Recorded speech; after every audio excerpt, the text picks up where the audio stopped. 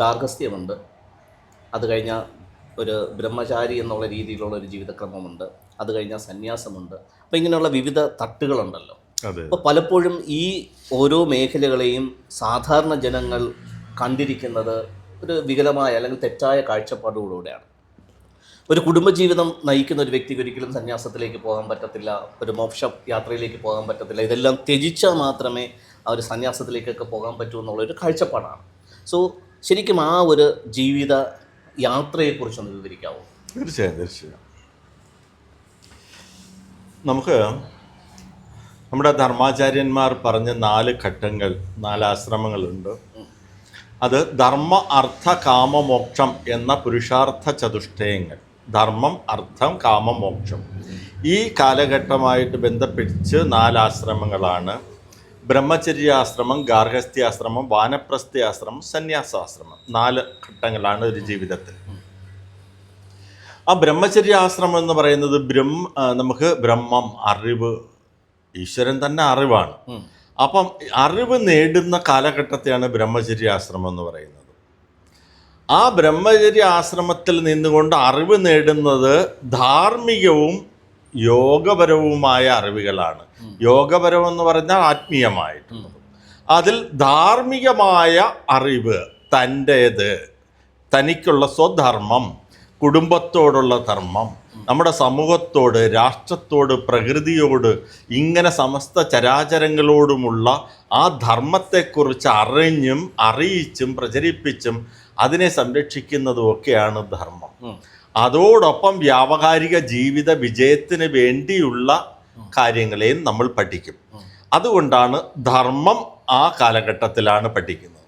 ആ ധർമ്മത്തിൽ അധിഷ്ഠിതമായി ഗൃഹസ്ഥൻ അധ്വാനത്തിലൂടെ ആവശ്യമുള്ള വിഭവങ്ങൾ, അർത്ഥം, രണ്ടാമത്തെ ധർമ്മം, അർത്ഥം, ആ ആവശ്യമുള്ള നമുക്ക് അതിനുള്ള സമ്പത്തുകളും ആവശ്യമുള്ള വസ്തുക്കളും സംഭരിക്കുക. വിട്ടല്ല, ധർമ്മത്തിൽ അധിഷ്ഠിതമായി. അതെല്ലാം കഴിഞ്ഞ് ഗൃഹസ്ഥനായി മക്കളുമൊക്കെ ആയി അവരെല്ലാം സ്വന്തം കാലിൽ നിൽക്കാൻ കുടുംബമൊക്കെ ആയി കഴിയുമ്പോൾ എന്നും നമ്മളിവിടെ വ്യാവഹാരിക ജീവിതത്തിൻ്റെ അടിമയെ കിടക്കാനല്ല, 3-ാം ഘട്ടത്തിലേക്ക് നമ്മൾ കിടക്കണം. അതിനാണ് വാനപ്രസ്ഥം. ഇപ്പം ധർമ്മം കഴിഞ്ഞു, അർത്ഥവും കാമവും ഗൃഹസ്ഥന് വേണ്ടിയുള്ളതാണ്. മോക്ഷതലത്തിലേക്ക് പോകാൻ വേണ്ടിയാണ് വാനപ്രസ്ഥവും സന്യാസവും.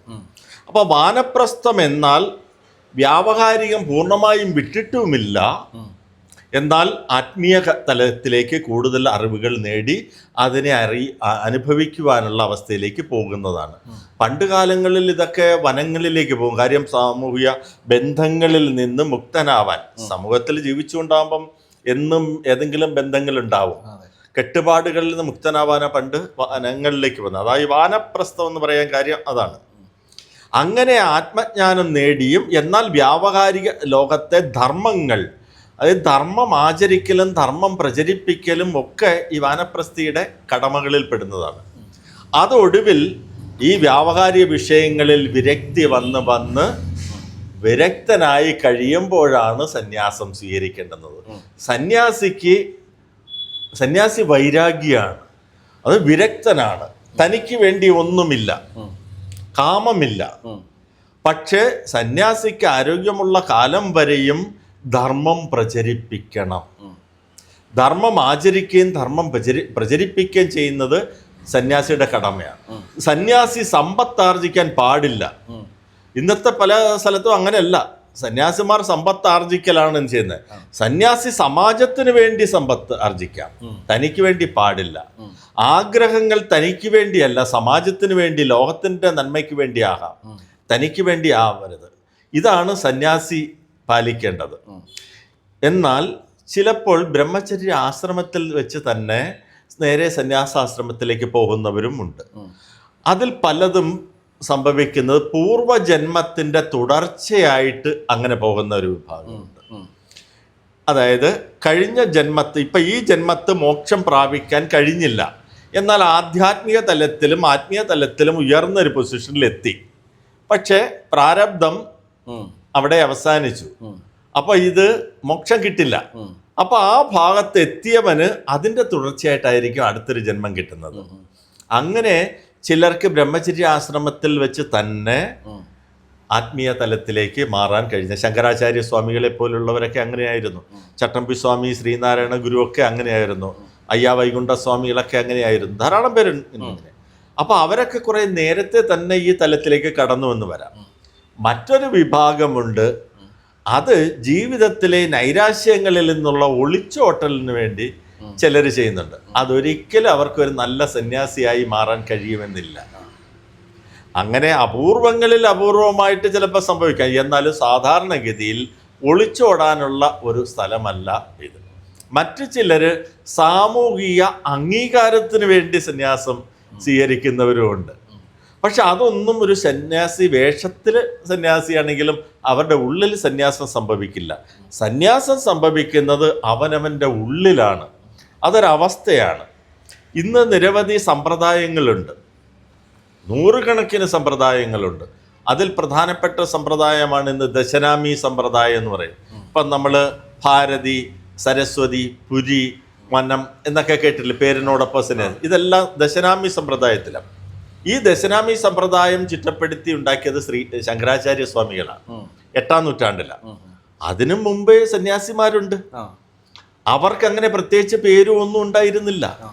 എന്നാൽ ഋഷി പരമ്പരകളിൽ നിന്നും സന്യാസം സ്വീകരിച്ചവർ, ഋഷി പരമ്പരകളിൽ നിന്ന് സന്യാസം സ്വീകരിച്ചവർക്ക് അന്നും പേരുകളും അതൊക്കെ ഉണ്ടാവും. പക്ഷേ ഒരു സാമ്പ്രദായിക ദീക്ഷയും സ്വീകരിക്കാതെയും സന്യാസിമാരായി ഗൃഹസ്ഥന്മാർ ജീവിക്കുന്നുണ്ട് ഇവിടെ, ഇപ്പോഴും ഉണ്ട്. അവര് സാധാരണ വേഷവും ധരിച്ച് സാധാരണ അവരുടെ ജോലിയും ചെയ്ത്, പക്ഷെ അവര് പൂർണ്ണമായും നിഷ്കാമിയായി ജീവിക്കുന്നവരുണ്ട്. ഒരു സമ്പ്രദായത്തിൻ്റെ ഭാഗമല്ല.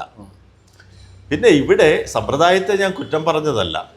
ഇന്നത്തെ ലോകത്ത് നമ്മുടെ ഗവൺമെൻറ് തലങ്ങളിലും മറ്റും വേഷം ധരിച്ച് നടക്കുന്ന ഒരുപാട് വ്യാജന്മാരൊക്കെ ഉള്ള ഈ കാലത്ത് തിരിച്ചറിയുവാൻ ഏതെങ്കിലും ഒരു സമ്പ്രദായത്തിൽ സന്യാസ ദീക്ഷ സ്വീകരിച്ച് അതിന് സർട്ടിഫിക്കറ്റും ഒക്കെ ഉണ്ട്. അങ്ങനെയൊക്കെ വെച്ചില്ലെങ്കിൽ വരുന്ന ദോഷം, പണ്ടൊരു ഒരു സന്യാസിയല്ല, ഒരു ജ്യോത്സ്യൻ, സന്തോഷ് മാധവൻ എന്ന് പറഞ്ഞ ഒരു ജ്യോത്സ്യനായിരുന്നു. അവൻ ഒരുപാട് തട്ടിപ്പും പീഡനമൊക്കെ നടത്തി ശതകോടി സമ്പത്തൊക്കെ സമ്പാദിച്ചു. അവനെ പിടിച്ച് ജയിലിലടച്ചപ്പോൾ പാവപ്പെട്ട സാധുക്കളായ സന്യാസി ആശ്രമങ്ങളെ വരെ ആക്രമിക്കുന്ന പുരോഗമന സംഘടനയുള്ള നാടാണിവിടെ. കണ്ണൂരിൽ ഒരു സാധു സ്വാമി, പാവപ്പെട്ടൊരു സ്വാമിയായിരുന്നു. ആ സ്വാമിക്ക് ഒരു 10,000-2000 പുസ്തകങ്ങൾ, അതിൽ അപൂർവം പുസ്തകങ്ങൾ വരെ ഉണ്ടായിരുന്നു. അതെല്ലാം കത്തിച്ചു കളഞ്ഞു ഇവിടുത്തെ വിപ്ലവ പ്രസ്ഥാനത്തിൻ്റെ യുവാക്കൾ. അപ്പം ഇങ്ങനെയൊക്കെയുള്ള സാഹചര്യങ്ങൾ വരുമ്പോൾ ഒരു എവിടെയെങ്കിലും യാത്ര ചെയ്യുമ്പോഴും ഒക്കെ വേഷധാരികളെ വെച്ച് തിരിച്ചറിയില്ല. ഒരു സർട്ടിഫിക്കറ്റൊക്കെ ഒരു സമ്പ്രദായത്തിലാണെങ്കിൽ സന്യാസി എന്നുള്ളതിൻ്റെ ഒരു സമ്പ്രദായം ഇതൊക്കെ കിട്ടും.